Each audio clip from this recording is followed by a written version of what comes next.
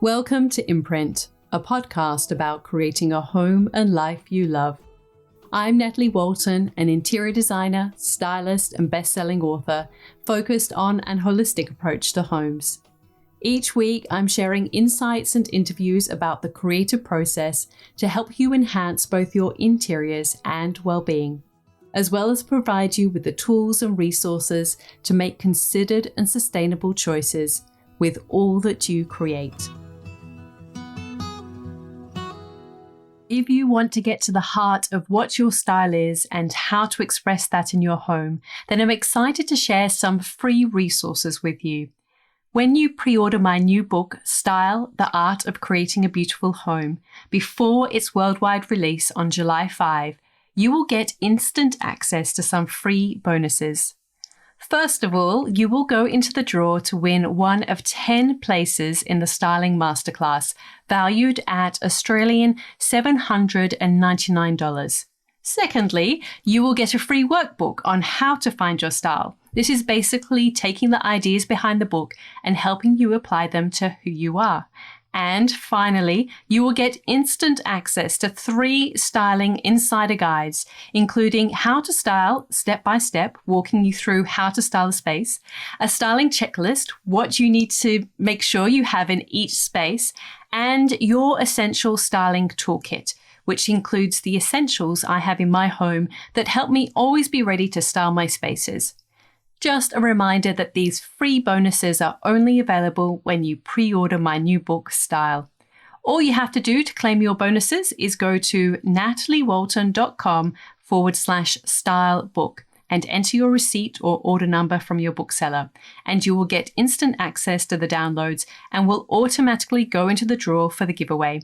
You will find all the T's and C's there too. So don't forget to go to nataliewalton.com/stylebook and you will find out where you can pre-order the book and how to collect your bonuses. Hello everyone, I hope you're all well. I'm excited to share today's interview because it was so great to get an insight into the story behind Sam Pothier, who many of you will know as a stylist guide on Instagram. What's fascinating is that even though Sam has built a sizable following, she's chosen not to share her work in a public way online.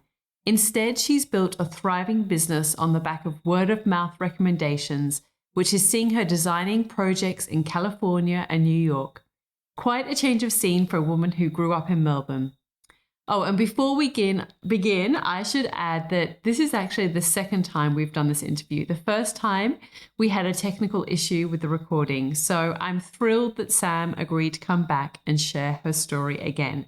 And I encourage you to check out not only her Instagram feed, but her online shop that we speak about. You can access the links to all of that in the show notes. More on that later. But for now, enjoy our chat. Hi, Sam. I am so excited to chat with you. I mentioned in the intro that this is actually our second attempt at having this conversation. Well, we've had the conversation, but it's going to be the second attempt at sharing it with listeners. So I am really excited because I've already had a bit of a preview of your story and it's a good one. So first of all, I like to start at the beginning because I'm always curious to find out how people's childhoods inform where they are today. So can you share a little bit about your childhood, where you grew up and were you creative as a child? Sure. Thank you, Natalie. Great question. I grew up in Melbourne, Australia. When first place I grew up was Caulfield, and then we moved to Brighton. And I just remember every Saturday morning my mum taking us down to Chapel Street, to Toorak Road, to antique stores, and we go to the Vic Market most often on a Saturday morning as well. And then on Sundays, my dad would drive us around, do architectural drives to look at houses. He grew up in North Melbourne. So there were older, beautiful Victorian and Edwardian homes. And, of course, Brighton had lovely places as well. But my life was filled with a lot of enrichment on those levels as far as what I could see and places we could go. And then, of course, Melbourne being such a mecca of restaurants and an Italian influence. It was beautiful, a great place to shop, great place to eat, and beautiful home. So I was lucky to experience that from a very, very young age, and grateful. I think I attribute it to the design that I incorporate now. And so, do you then, when you started to then go into those teenage years, did you have an inkling then of what you wanted to do when you kind of grew up? Did you have a sense of what you wanted to do after school? Yes, I always thought I wanted to be in the fashion industry, and I think that was just because I was exposed to it a lot. I started art school actually in high school, always moving my room around, helping my mum at home with things like that. I dreamed about it all the time. I definitely did see that as my path. I just always thought it would be in fashion more than it would be in home. I was constantly inspired by what was going on in the clothing industry. And back then it was magazines, and that was all we could really see. But yeah, I ended up in home, even though I thought it would be fashion. And so, what did you go on to do further studies after school, or did you go straight into the industry? I did a little bit of both. So I was thinking about that last night. I actually did an internship in Richmond for a fashion home right out of high school. And I was doing pattern making and things like that. And then went on to university. I studied in the United States. I studied fashion and I studied ceramics. And part of the fashion, thank goodness, our fashion degree was business, and that has been really, really valuable and important. But yeah, I did go on to study. I did 4 years at university. Did you say that you did that in the US? Yes, I did. I moved to the United States to study. So, and was that by yourself or with your family? I had a sister over here. My parents had moved over here for some work in the 90s.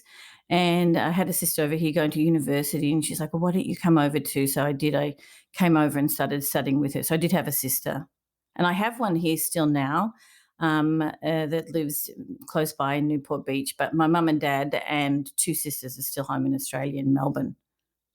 And I'm curious, what industry were your parents working in to kind of go across to the States in the 90s? My dad had a consulting company. He had a sales consulting company, and actually, when I was about 10 or 11, we moved to Sydney. And I know you're from New South Wales, and we moved to Pimble and Wahroonga, and then later on, my parents lived in Wollstonecraft for a while. So Dad was in sales, and Mum was a stay-at-home mum, but she was a seamstress. She was a self-taught seamstress. My mother. Oh, that's interesting. So I wonder if that kind of informed the fashion to some degree. Oh, definitely. We used to go to fabric stores for hours, and my mum made a lot of our clothing. That's so good. It's such a gift. I mean, my mum, she made quite a bit as well, but I certainly didn't pick that up from her. Really? So, A so bit of a dying art now, isn't it? But yeah, no, I remember making a lot of clothing at a very young age because I wanted things. And so I wanted to be able to make that dress or that shirt or whatever it was. And Mum taught me how to do that. so then what happened once you finished your studies in the US? Where did you then end up? I started working for a company called DKNY if you can in 1999. That was my first job after university, and I was in charge of merchandising all of their stores and the shop layouts, and also the line list, what we were going to put in those stores. We'd go through and look at those new line lists that were coming out for the next season or 2 seasons ahead. That's how they work, and we would decide what we wanted to buy from from those lists that Donna Karen would put out. Wow. I mean, that sounds like quite a good job to go into straight out of university. How did that come about? That came about. I was doing an internship, and then that job just became available. And someone reached out to me and said, there is I had a boss that was living in we're living in San Francisco, and she needed someone to do merchandising with her. I don't know if the term merchandising is the correct term. It wasn't in design, it was in merchandising. That was more, where you're not working with the product directly other than on the shop floor. And so, yeah, I went and interviewed for the job with a lady called Linda Padalano. She was fabulous and she taught me a lot. And I was just able to work with her. And it was a really great experience. I felt like I'd made it at that point. Can you believe that? I kind of have a giggle about that now. Oh, I mean, it was definitely probably like the sort of not the highlight of that brand, but at that time with that brand, Yes. it was at its pinnacle, wasn't it? Really. Yeah, and she had different labels. She had the Donna Karan label and then the Decam Wine. There was Decam Wine Sport that was below that. But this one was really her bridge line, they called it. And this was the biggest one, the one that did the most volume for her. And so, how long did you work for DKNY? Oh, not very only a couple of years because then I got pregnant and I had my first baby, but I worked up until I had her. Um, and then, stayed home for a while after that. But I Okay. couldn't for too long. I wanted to get back into whatever I was going to get back into pretty quick. I actually did go back to work, I think when Zoe was six weeks old. And so then when did you start to make that transition towards doing more interiors or working, with homes, or were you still sort of immersed in the world of fashion? I stayed in the world of fashion for a little bit, and then I actually was had an opportunity with some friends that I'd gone to university with, two sisters that had a big showroom that they were opening nearby near me, and they said, "Would you be interested?" Because they'd come to my home before, and they said, "Would you be interested in putting our showroom together and working in interior design?" And I thought, "Oh no, this is a wonderful opportunity." And yeah, that was very very soon after that. I started to dabble in it because when my baby was 6 months old, we were living in a one bedroom apartment. We bought a little place, and that was the first time where I really decided I love interiors. This is my home now, and I started it with myself in my own environment, and then people noticed. That's what happened. Yeah, I mean, word of mouth, there's nothing as good as that, is it? I mean, it's so Oh, powerful. it is powerful. So, yeah, that's when I got into it, and then I moved to Southern California, and really, then it was off and on for a little bit, but then it really started. I remember moving and getting a phone call and someone saying, "Oh, my sister really wants you to do her whole home. She's demoed the inside of it. She would love for you to do her whole house," and that was a great experience. And so were you kind of learning on the job, as it were? Because you obviously hadn't studied in that. Was No, I that didn't just, study it. yeah, so, or were you learning from your own experiences of doing your own homes? I was studying from doing my own home, but I think what I did was that those early days in merchandising, I kind of carried over what we are doing in the fashion industry when we were putting a store together, when we were figuring out where everything went. I think I moved the information and the education I had over into the interiors. It was just a direct move over. It still made sense. It still had to balance. It still needed to yeah, I was definitely learning on the job because then you've got to start to learn. Well, I need contractors. I need to have good communication with these contractors. Every time I went into a new job in interiors, I needed to have my people that were able to, I guess, portray the image that I saw in my head for these clients. And so would people give you like quite an open brief, or, was it collaborative? Or, or was it very varied the way that you would work with people? I think every job has been different. As far as some clients, I have one right now that just said, "I want you to do everything. I'll approve things, but we hand it over to you." Then I have other people that are doing a lot of research on their own that come to me and say, "How do we make this happen?" And then I have other people that it's just all, it's less involvement. It varies depending on the work, all of it, a lot of involvement, a little bit of involvement, or just totally doing it on my own. So you've got a very distinctive style in terms of how you share images on Instagram. And I'm curious, I know Mm. you've sort of been sharing a little bit of some of your projects, Yeah. which was something that we were talking about last time.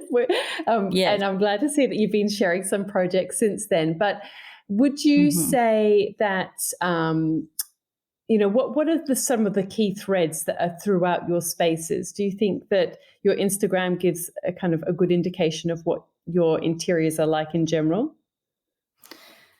Sometimes, yes. I think a key indication, I would say a theme or a thread is that I always love to use natural and organic pieces. And every room I try to incorporate a one of a kind. I love neutrals, more than bright colors. So that's, I think, would carry on very well from what my Instagram shows to what my homes look like or the rooms look like. Just that natural organic feel is definitely the way that I would describe my projects most of the time. Um, but my Instagram is really my inspiration. It's not my portfolio. And I know I do share in the highlights my work that I'm doing. And I kind of do that because that's what people told me I should do. It hasn't affected my ability to get work, though. My Instagram not being my portfolio is where people go to be inspired. People walk into homes that I've done, and that's where I get my work from word of mouth. Mm.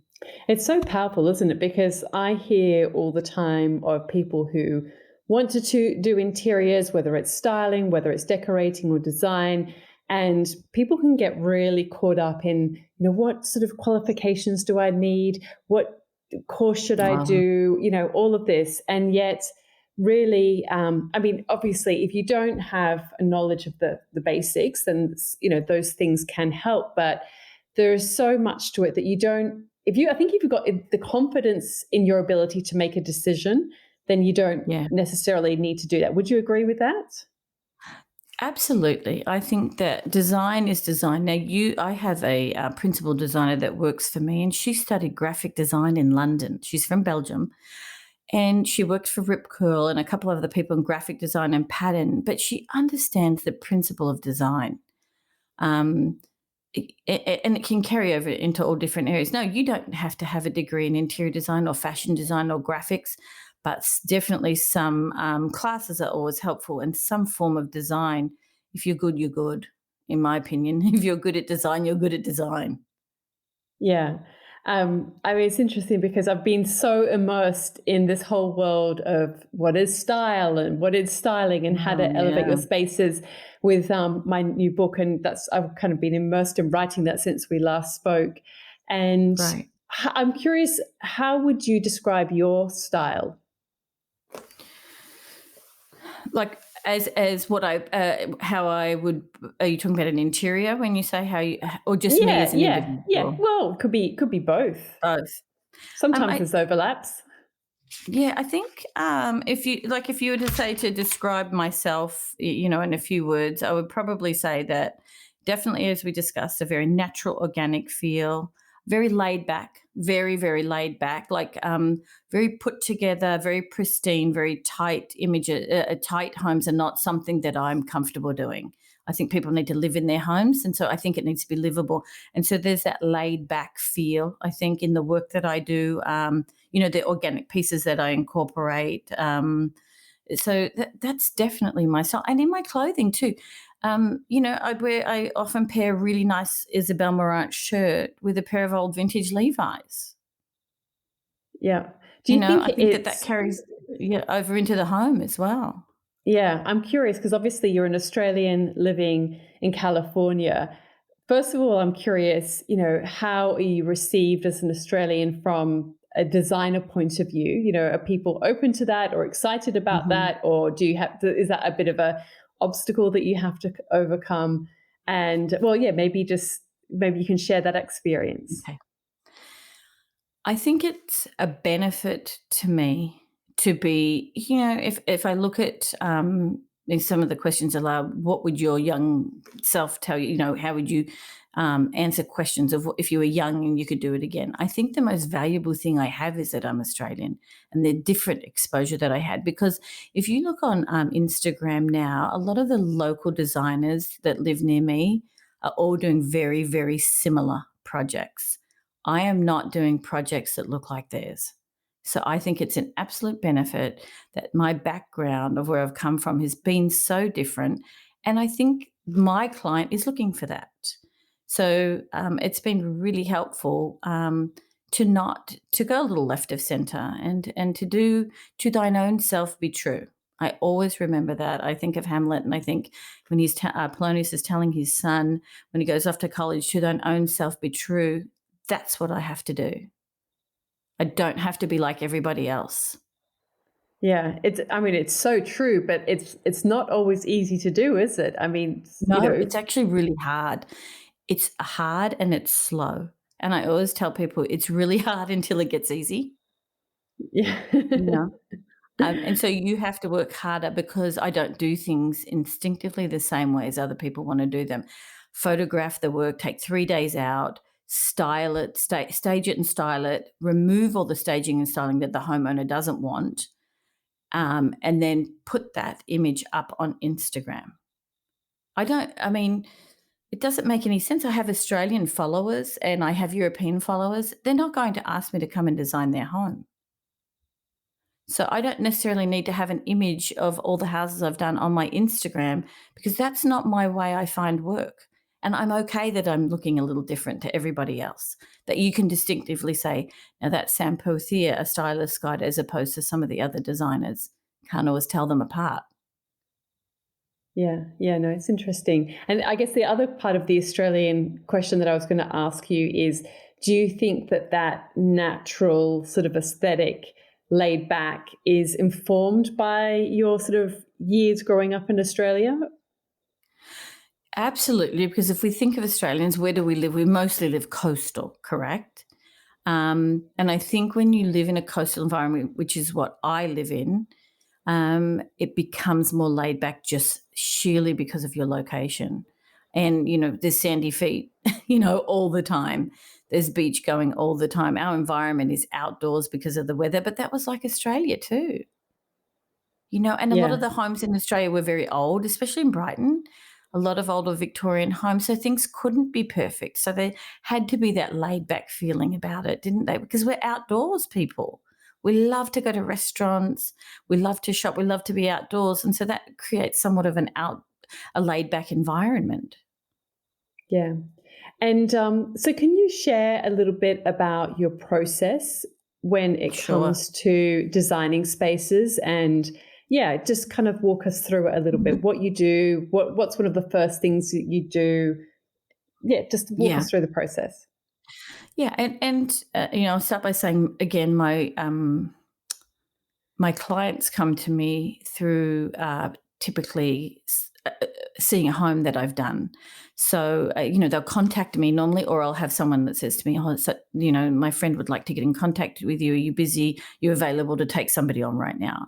And so I would talk to those people and they would schedule a walkthrough. It takes a couple of hours. And then I would go back and create a document that would tell them all the things that we discussed, what we needed to do, and we call it a letter of agreement. I write in their scope of the work. And the reason I do that is somewhat to protect myself because I'm putting a price on that scope. And so I create a scope of the work and saying all the different things we need to do. And then I put fees that are attached to that. And then I also would let them know who the contractors would be. And then, once we agree and sign that, then we, start the process. And the process is a lot of the time working with contracts right off, contractors, because we're doing demo work. Typically, we're taking everything out. And during the time of demo, we're also making selections. So we have surface selections, which is, countertops and tile. And then we have plumbing, a whole plumbing plan and a whole lighting plan. And those things become very detailed. And then you continue to do those design, that process. And at the end, then we start on furniture, if that's where it goes. And most of the projects will take about a year to do. If they're medium size, I would call them a year. The most important thing, I think, in that process is making sure that you've got contractors that can do the work that you need them to do and that you have a good relationship with them and your client does too. So that's basically the process. I have other designers that will come in and help with those things too. There's a back end, which is all the fulfillment of making sure things are getting there in time and turning up when they're supposed to. That's really hard right now because we've got an issue with fulfillment. We can't get anything in. So yeah, that would be basically a general way that I would do the process.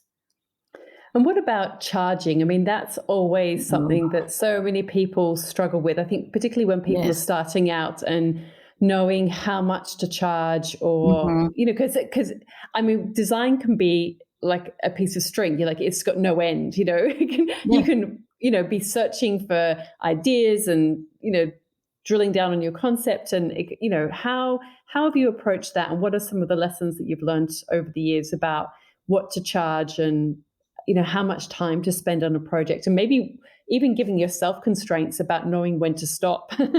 Sure. Yeah. I do them 2 ways, and it will depend on the, project when I've walked through and spent a couple of hours in that project. I will either allocate an hourly and then, to the project, and I could tell them at the time based on other projects that I have, I can give you 10 hours a week because lately I've had 5, 6 projects going at the same time. I can't give more than that if I've got that many projects going and they want me to start now. So that's also a discussion too. If we're going to start now, this is my availability. You have to have that discussion with them too. So I can say, I can do X amount of hours a week for you at this is my rate, until the project's finished. Or if I can get a really good gauge on how long it's going to take per week and how many months, I can set a project price to that and I will divide it up monthly. It doesn't always work though, because sometimes those months go over and they've already paid you and now you're working for free. And I've had that happen a few times. So there isn't, no one way is better than the other. Um, Except on the project pricing, sometimes you tend to think, oh, that was a lot more than I thought it was going to be. So you end up, earning minimum wage by the end. Mm, Um, yeah. I wouldn't, yeah, I wish that there was a better a better format. It's been, trial and error.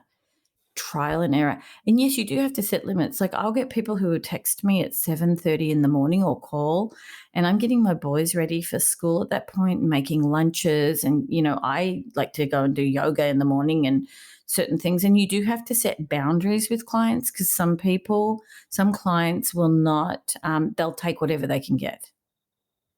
Yeah. I mean, I guess they're probably in some ways desperate. They're so anxious or stressed out, that they're sort of Yeah. wanting to kind of get things to happen. What about Mhm. managing clients? I mean, what are some of the things that you've learnt about that over the years in terms of communication and just having a good relationship with them?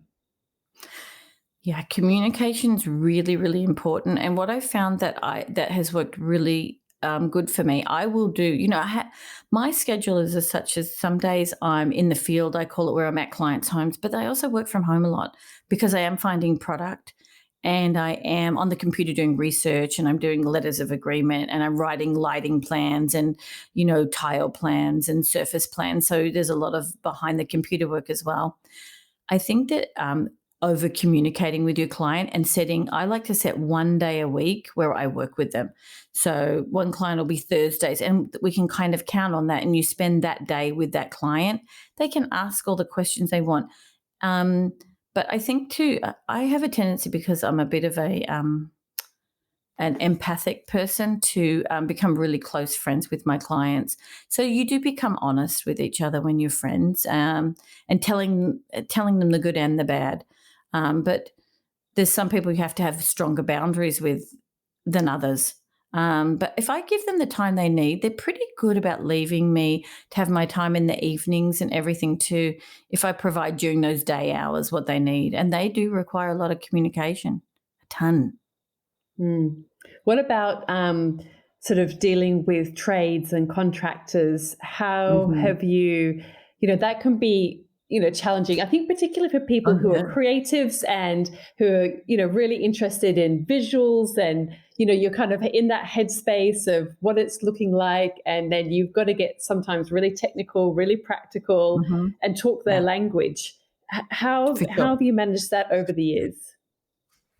I've gotten a lot better over the years, and I think what I've found is one of my main contractors, his name's Stewie, he's actually from Phillip Island in Victoria, if you can believe that, and he lives here with his wife. I think what I've done much better with doing is letting them ahead of time, having them do walkthroughs with me, allowing them to tell me their availability because I can't do the work without them.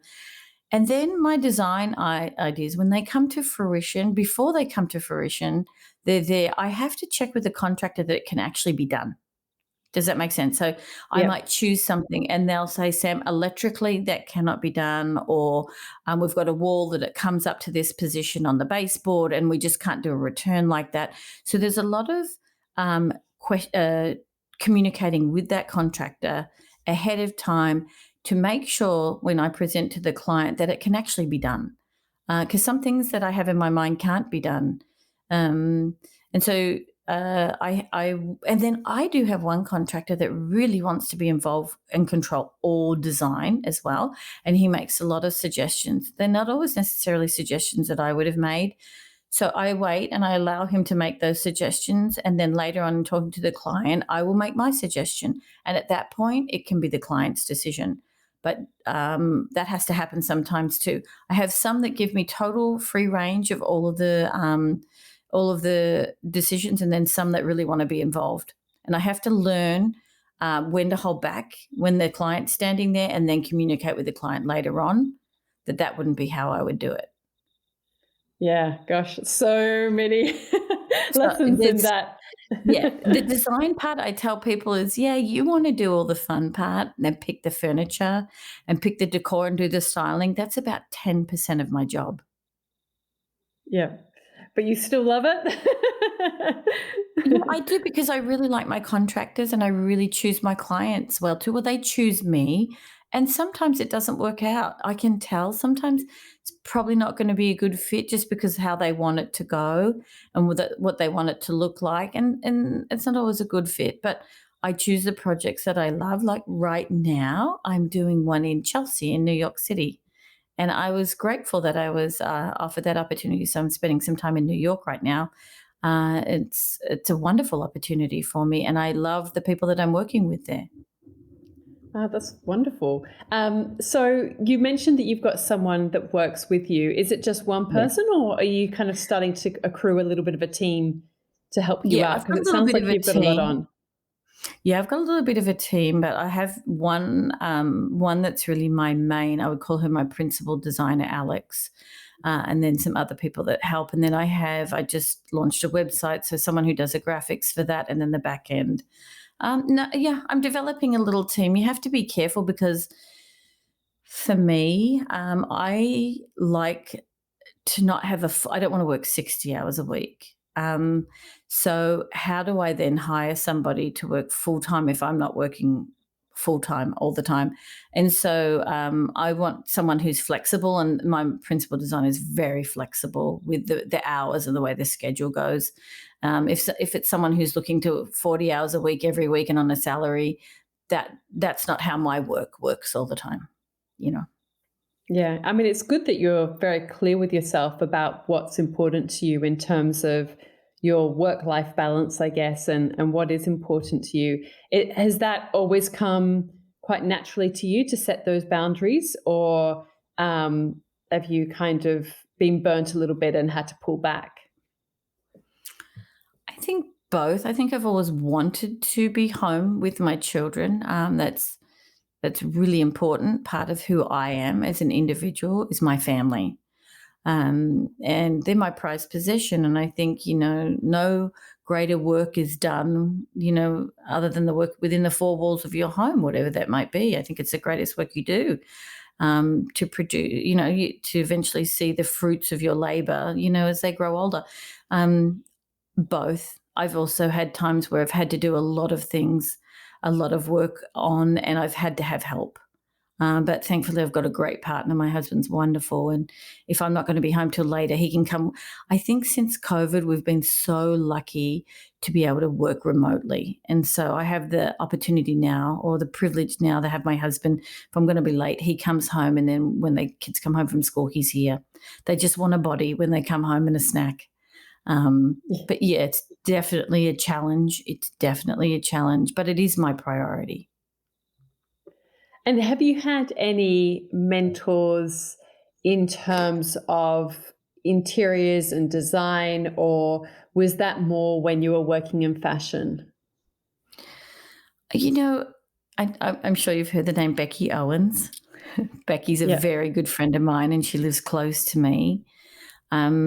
Becky's always been a really good go-to for me. I can call her about anything. Um, I would say we don't. I wouldn't say our designs are necessarily the same, but the process is always the same. The people we work with are the same. The contractors we work with are very similar. And so Becky's been really wonderful as far as a confidant, someone I can go to and ask a lot of questions when things aren't working well, or what should I do. And she's been really great advice wise for me. But and then you have other kinds of inspiration too. Like you have like the stylist Colin King, or Leanne Ford, the designer Jake Arnold, or Rose Onyaki from, London, and Linda Gardner from Australia. So there's a lot of inspiration that comes from there too. So I get inspiration from not inspiration, I guess, but yeah, I guess inspiration from both, from having a friend, a designer that helps, as well as being inspired by other people. Now, we've touched on Instagram a little bit, but Yeah. I'm curious for you to share your journey and experience of Instagram because, as you say, I mean, you don't really use it to showcase your work as such. No. Can you share? But you've got, you've accrued quite a substantial following over the years. Can you share, why you started on Instagram, what it is for you, and maybe even how you set boundaries around it as well, because I mean Instagram can be an incredible time suck. Sure. I started it, I want to say it was 4 years ago. I think it was 4 years ago. I started it because I saw a lot of images. I had a personal one, but I put a couple of creative things out on my personal one, and I wanted to be a person that was not a face, but behind the Instagram, putting out inspiring images that I thought was inspiring, that I thought other people would be inspired by. And so I just started doing that, and I started finding images and putting them on there. And it and I thought, well, if people like those images, they'll be drawn to the things that I liked. So it would only be a particular person. I was fine with that, and it wasn't to get any kind of notoriety or anything like that. It was just to inspire others with things that I liked. Like I was wondering if other people would like what I liked. So I put those out there, and then it started to grow, incrementally started to grow, and then people do a repost, and I was like, and at the time I was good friends with Becky. I'm like, well, how do you do it, Becky? She goes, you post at 8 o'clock every morning.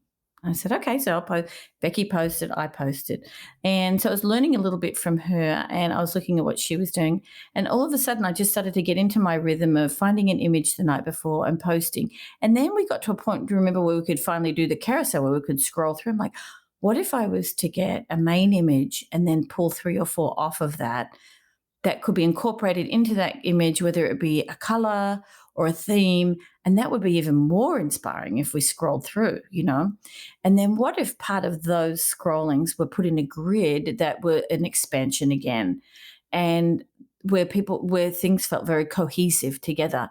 And I just started to love what I did. It takes time, believe me.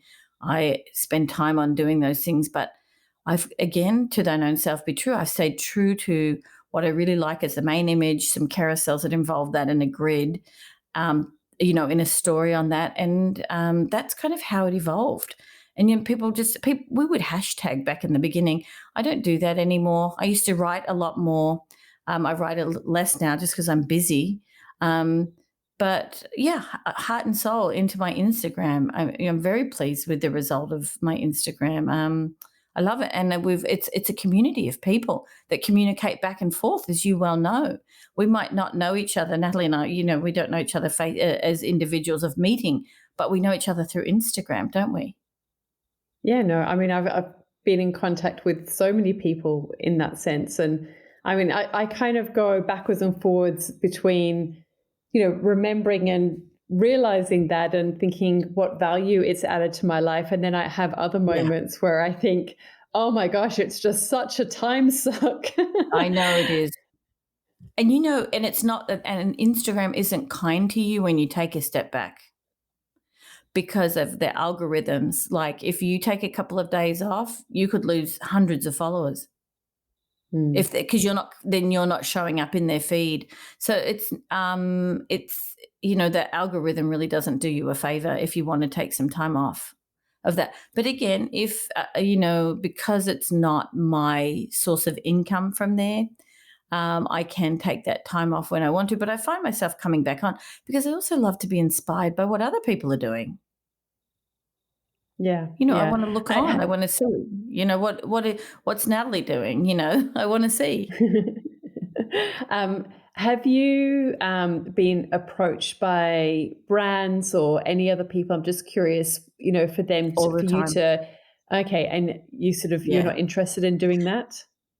No, if the product was right, I would. But from the people, they'll normally email me and say, "Hey, we have this line of whatever it is. There's multiple different things. We would pay you to put it on there." I don't know if that really fits within the framework of what I do. Um, I don't know. If someone came to me and said, let's develop a product and it's your product, that's one thing. But to sell somebody else's product that's not necessarily in line with my aesthetic is very hard for me to do. Yeah, Would be hard for me to do it. And I haven't done that. yeah. I noticed that last time we spoke, you were talking about getting a website up and running, and I Yeah. think that you've got We some have. type of shop. Yeah. You can kind of click on and shop. Is that right? Yeah. That's right. Yep. So what I wanted to do is, a lot of people can't. They don't hire designers, but they still want a curated edit of things that I would choose, a stylist guide would choose, and be in that theme. So I scour the web, the 60 websites that I shop from that I present to my clients, and I've curated, pages within the furniture realm and the home realm, the kitchen, and I included some women and men in there too. And so you can go in there and shop. The kinds of things that I would look at to purchase. So I've already curated, and it's ongoing. We've got things coming this week, and then I've got blog posts too. And I don't know if we call them blog posts or website a post where it's a theme, where it's a color theme or a trend spotting or a collab. Someone who I enjoy that's doing a collab, and I'll pick some favorites on there. So yeah, it's been great. It's 3 weeks ago we just started. Yeah, I was having a look through some of them, and there's some really good edits. I can see so much how your fashion background world is kind of informing this, because it's sort of like creating a lookbook in a way, isn't it? It is. It's a curated edit. Exactly that. It's a grid of almost like a line list that you'd find. If someone handed you a line list and said, "This is the designer," and pick the things that you want, and it comes out in grids. Yeah. So, Yeah. So I. yeah, no, it's really interesting. So it sounds like you're working on quite a few interesting projects at the moment. Um, Mhm. Yes, I am. so what's yeah, I mean, are you approaching them all in a different way, or can you kind Yeah. of give us a bit of an Yeah. insight into some of the Mhm. different things that you're working on?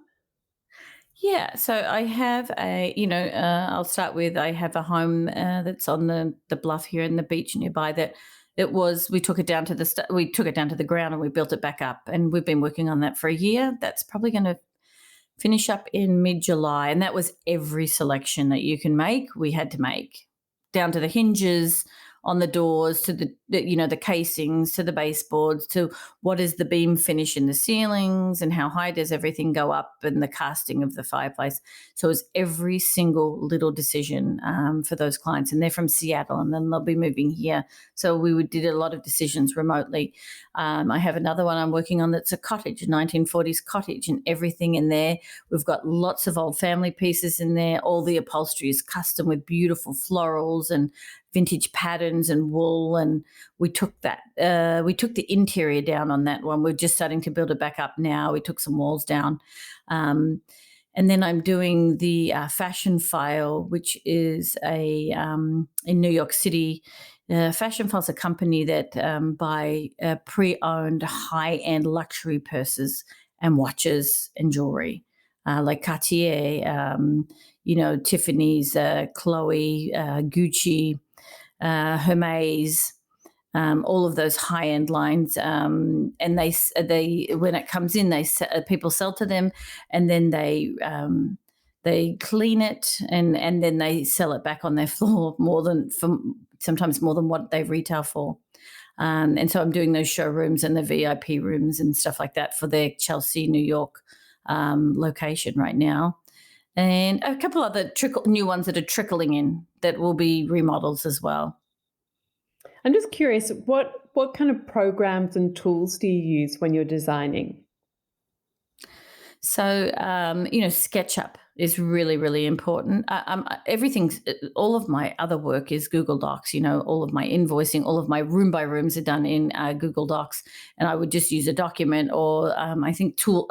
I can't remember there's two different ones. One's like a spreadsheet version that's green, and then the other one's blue. I just use Google Docs. Well, the good thing about Google Docs is that you can then share those documents with people directly instead of dropping it into an email or a PDF. You can share Yeah, that document as a live document. yeah. And, So if you make any changes, they can see those changes on a document. So yeah, SketchUp would be for the room, for the drawings. A lot of the time, though, my builders and my architects are doing those drawings, yeah. thankfully, right?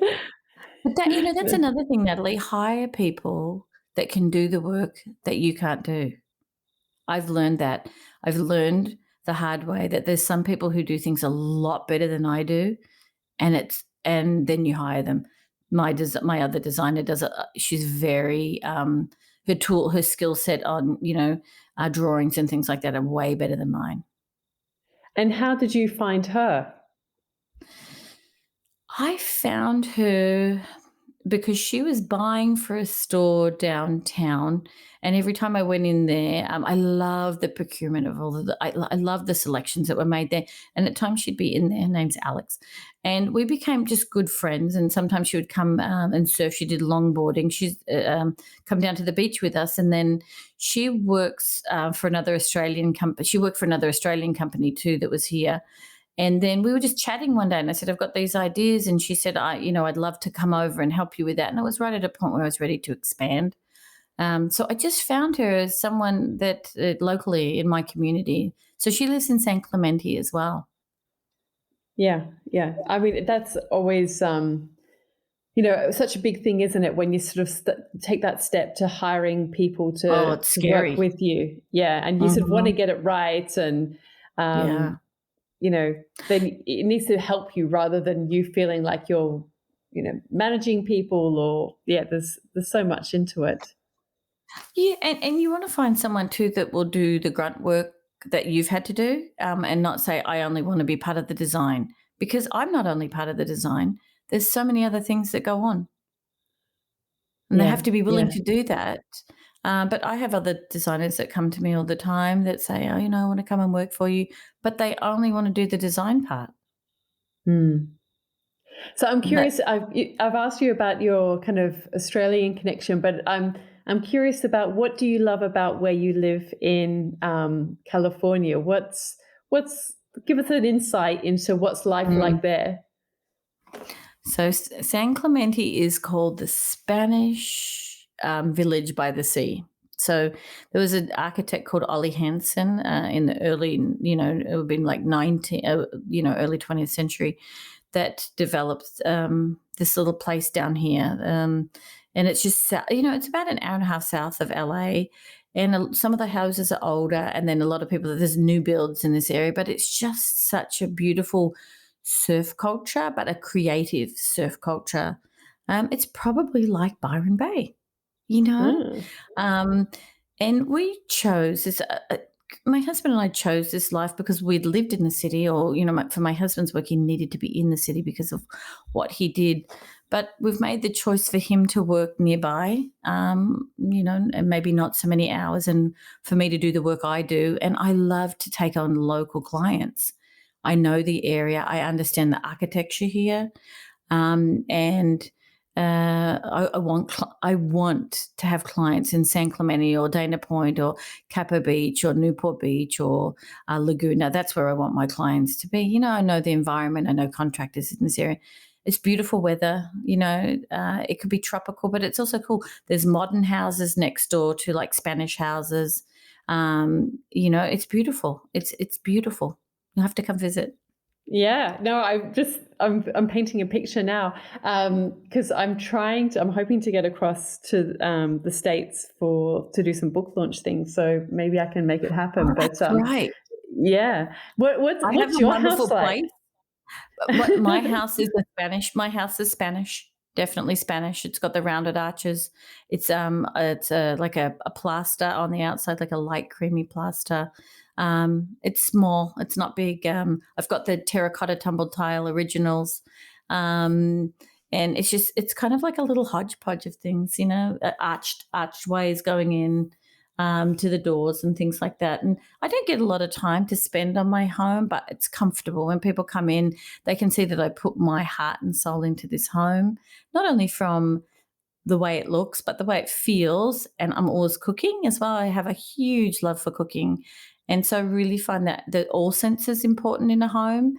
And that's why I'm really careful too when I style a home, that I make sure that they have the ability to have all those things on hand. If they cook, that all those things are there too. It's those touching on the senses. What does it smell like when you come into a home? What does it look like? What does it feel like? What does it sound like? Everything from the music we play to the way it smells, to the way it looks, to the way it feels is so important. Yeah, no, I couldn't agree more. All right. Well, I'm going to ask you now some questions Hmm. that I ask at the end of every interview. Okay. Recently, I said I've been calling them rapid fire, but then recently someone said, "Well, some of the answers aren't rapid fire." So anyway, I have to think of a Yeah. better name. It kind of stems from my blog, Daily Imprint, when I used to ask these questions. So you've touched on a few of them already, but we'll go through the list anyway because I'm still Okay. interested to hear your answers. So, which 5 words best describe you? I would say I'm laid back, but I'm detailed. I'd say I'm organic, but I have a lot of grit. And I'd say I'm really personable too. Very easy to talk to. As I'm finding out. Right. um, what's the best life or career lesson you've learned? Again, from Hamlet, to thine own self be true. You do not have to do what everybody else is doing. I wish I could tell my young self, don't listen to what other people are doing. If it's good advice, it's good advice. But if people say, oh, you shouldn't do it that way, or like the Instagram, this is how you need to do it. No, do it your way, because you don't Mm, want to be like everybody else. yeah, yeah, that's a good reminder. What's your proudest career achievement?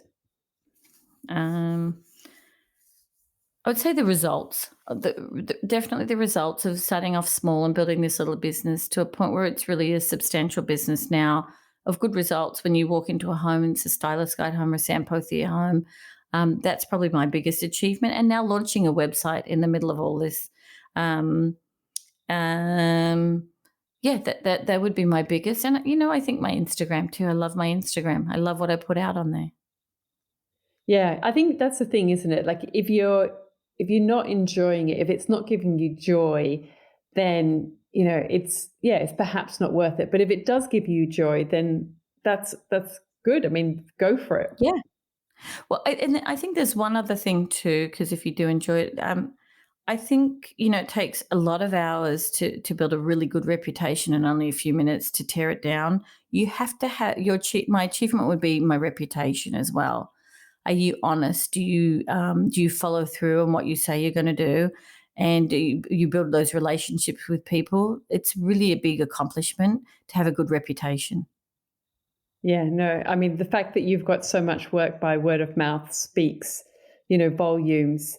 Um, yeah, I mean, I guess is the tricky thing can sometimes be, well, when like I have that natural inclination to whatever I say I want to follow through on, I want to Yeah, make sure that I've done it, but yeah, then sometimes I feel like it also comes at a cost, and I struggle with that yeah. because then I feel that I can very Mhm. easily become to work too much and late hours, and I've really pared that back in the past couple of years because it was kind of getting a little bit out of control. But I mean, have you obviously seem to be able to strike that balance between meeting the client's needs and, not working yourself to the ground, as it were.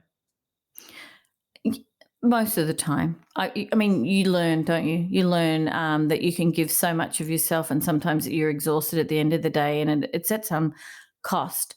But what I've learned too is I can always communicate with a client. Like, I feel like if I could be honest with the client, if there was something that was expected and it hasn't quite happened yet, talk to them about it. Look, this is what I'm experiencing now. This is going to take longer than we thought. And I think you should know. And I think you should prepare for that.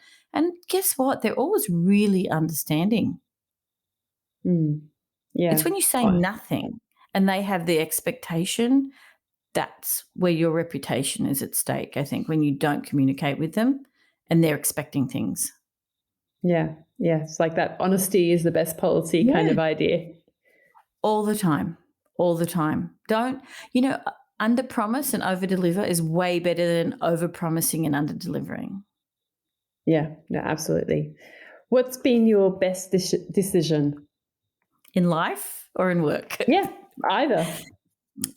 In life, it's the person I chose to marry. Oh, Absolutely, hands down, that the two of us work together as a team so I can do the work and take care of my family at the same time.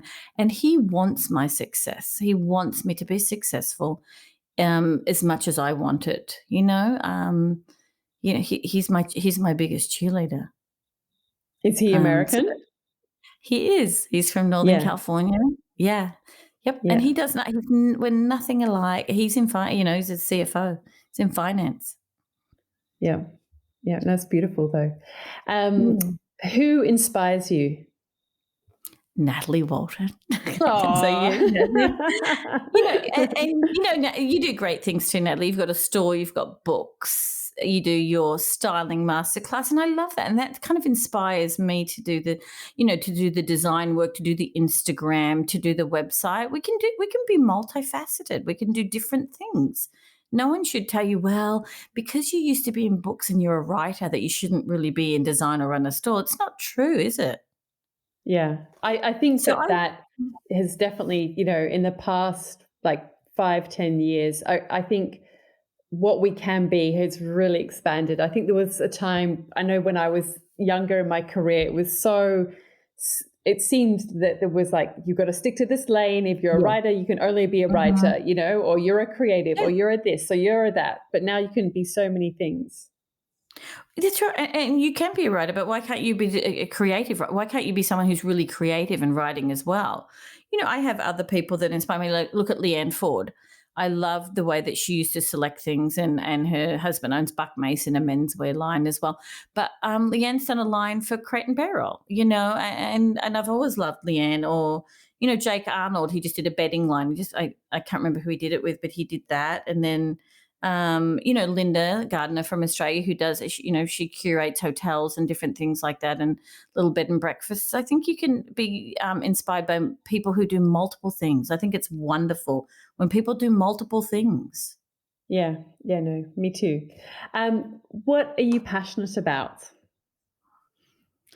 I'm passionate about my family for sure. I'm passionate about about my business and design.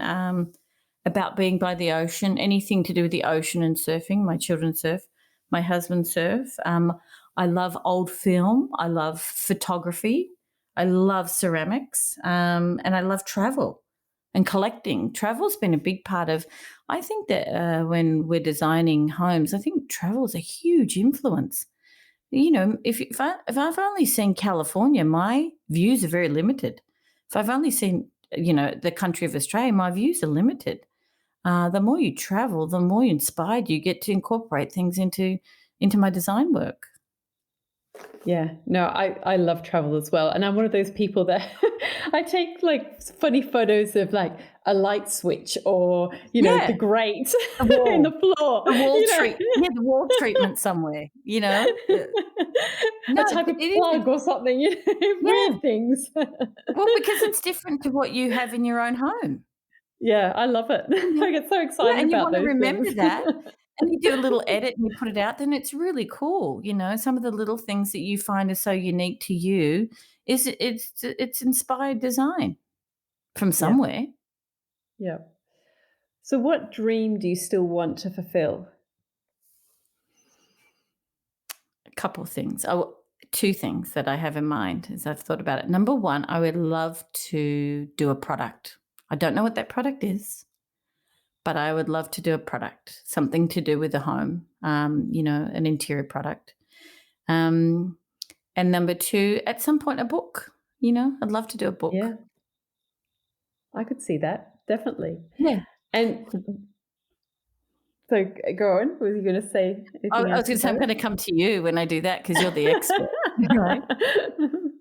The book. Yeah. Yeah, ask away. Um, well, that's a good sign, though, isn't it? I mean, that's like the sign that gives me a little insight.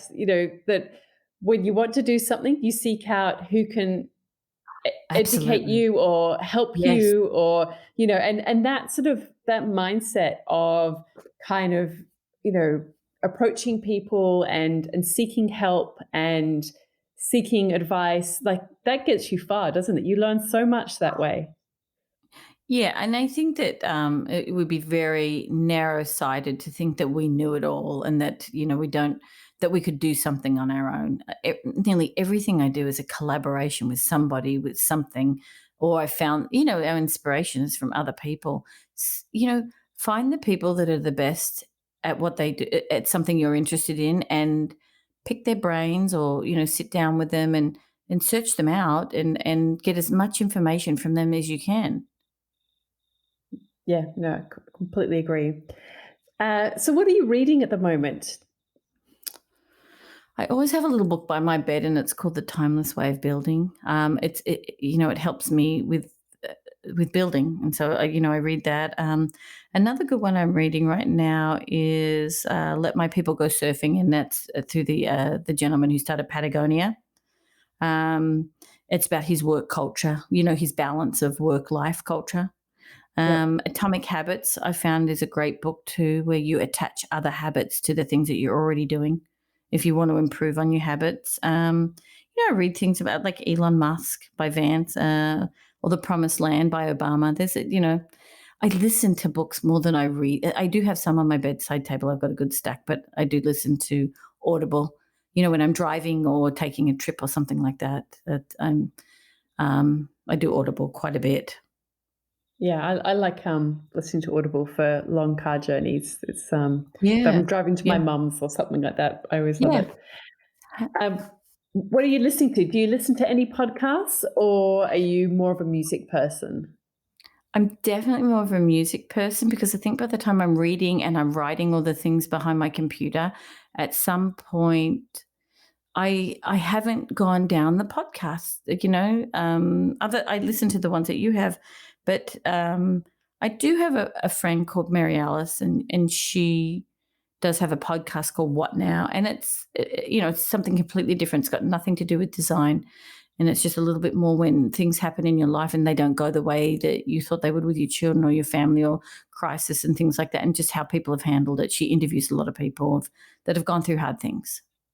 That sounds interesting. I like those kind of ones too. I sort of Yeah. it's a good to sort of self-reflect on, the decisions that you make and ones you can Hmm. make going forward. So yeah, it sounds interesting. Hmm. And so Yeah, more of final sorry. yeah. I was just gonna say more Sorry. music. Yeah, I love like folky, Van Morrison, the Fleetwood Mac. All those they're my kind of music. That's what I love Yeah. to listen to. Yeah. Sounds good. And finally, what piece of advice would you give to your younger self? That you don't have to be like everybody else.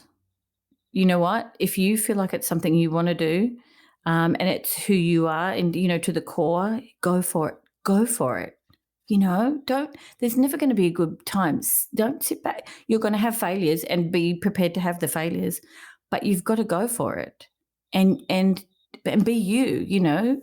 Be true to yourself, and just do it. I thought for a while that I was looking at there was times where I looked at what other people were doing and tried to model what they were doing, when I realized is what I really wanted to do, what I wanted to do. I wanted to be who I wanted to be, not somebody else. So just be you, you know, we're different for reasons, and people either like it or they won't, and that's okay. It's okay if somebody doesn't like the design work that you're doing. Yep. So true. Well, thank you so much, Sam. I'm Oh, so you're glad that welcome. we got to have this conversation again and got to learn even more about you and your journey and what you've been up to. It's been a great insight into, I really appreciate you sharing your work process and all of the things. So thank you. Thank you so much. It's been a pleasure. All of the links and info for this episode are at nataliewalton.com/podcast. Don't forget to subscribe so that you can get a direct download of the latest episode. And I really appreciate when you take a minute to rate and review, as well as share the love with someone you know who might benefit from this episode, or on social media. If you'd like to access a range of free resources, come visit my website, nataliewalton.com. Thank you to Jaeger Media for producing this podcast. And I would also like to acknowledge the people of the Bundjalung Nation where it was recorded, and pay my respects to elders past, present, and emerging. I look forward to connecting again soon. I'm Natalie Walton, and you've been listening to Imprint.